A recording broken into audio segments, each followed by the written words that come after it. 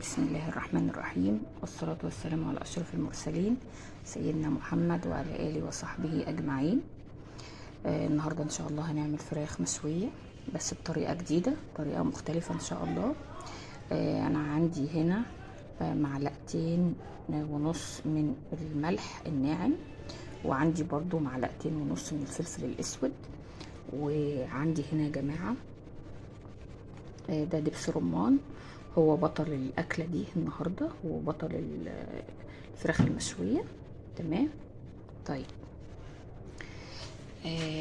الفراخ عندي فرختين اهم، شايفين الفرختين يا جماعة؟ دول الفرختين. تمام. طبعا احنا دلوقتي هنضيف دبس الرمان على الفلفل الاسود والملح الابيض. تمام.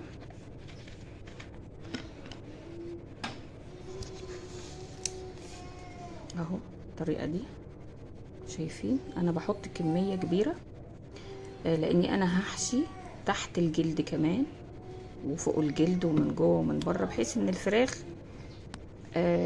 تاخد من هذا طعم الدبس الرمان والملح والفلفل الاسود. بس انا مش هحط اي حاجه تاني، هو ده كفايه قوي قوي على الخلطه الجديده اللي انا بعملها دي، واي ست تقدر تعملها.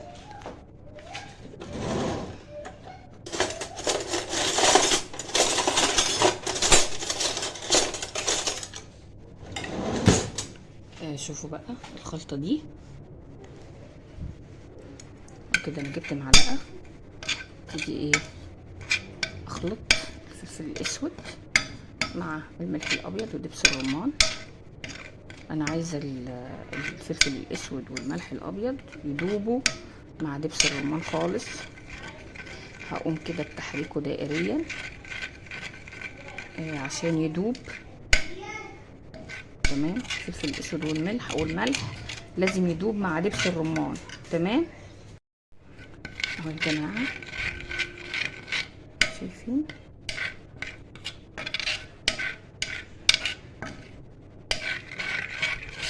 على فكره التقليب ده بياخد وقت، انا مش عايزه احطه في الكبه ولا حاجه ولا حتى الخلاطه اضربه، لا انا عايزه اضربه بايدي اهو بالمعلقه.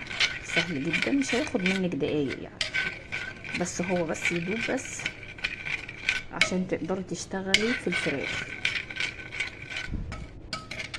طبعا الفرن مش هنقول، قلنا قبل كده ان درجة الحرارة بتبقى 180 درجة. تمام. 180 درجة اهو. ولازم تبقي مسخنة قبلها الفرن ب5 دقايق او ب10. اهو يا جماعة كده انا بدوبه. شايفين شكله دبس الرمان ما شاء الله. على فكرة دبس الرمان حلو في اللحمة برضو، في ستيك وفي صدور الفراخ وفي اكلات حلوة بندخلها في كده يا جماعة. خلاص الخليط ده داب خالص. تمام. هبتدي بقى ايه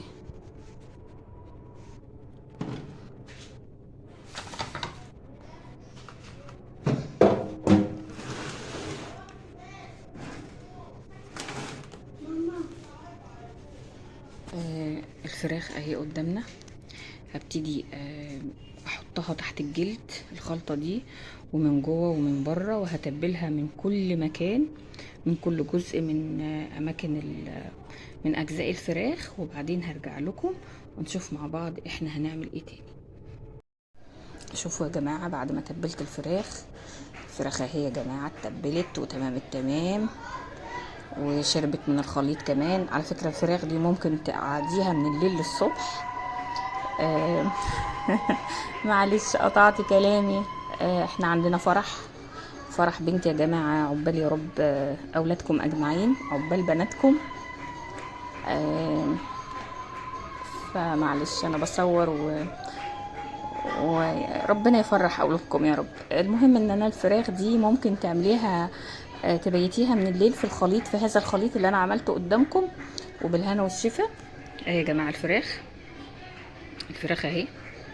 تمام. وعلى فكرة هوريكم دلوقتي متبلة اهو، هي متبله من جوه ومن بره. دي بس انا طبعا ايديا ما شاء الله، بس مش مشكله يعني. اهو اهو، شايفين تحت الجلد خلاص، ومن جوه ومن تحت الجلد تاني. تمام. ربنا يفرح قلوبكم اجمعين يا رب، ويفرحني ببنتي ويفرحكم باولادكم. انا هنا هحط الفراخ طريقه حلوه جدا جدا، هوريكم دلوقتي. الفراخ انا هحطها، دي طريقه جديده انتي ممكن تحتمديها عندك، غير حكايه الازايز والكلام ده كله. اهو على فكره ده الخليط اللي نزل عادي. تمام، مش مشكله خالص، انتي ممكن تحطيه عليها. شوفي الفرختين هوريكي بيتعملوا ازاي. الفرختين انا حطيتهم طبعا في ايه، هغسل ايدي بس يا جماعه، هغسل ايدي معلش، هوقف بس الفيديو عشان اغسل ايدي لاني مش قادره امسك التليفون وانا بصور.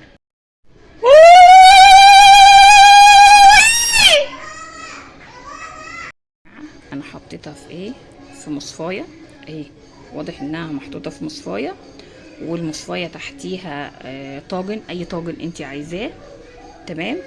والطاجن ده انا هحط فيه ميه مغليه من الكتل، كتل كويس كده يكون ابن حلال، وتحطيه جواه عشان البخار ده هو اللي هيسوي لي الفراخ.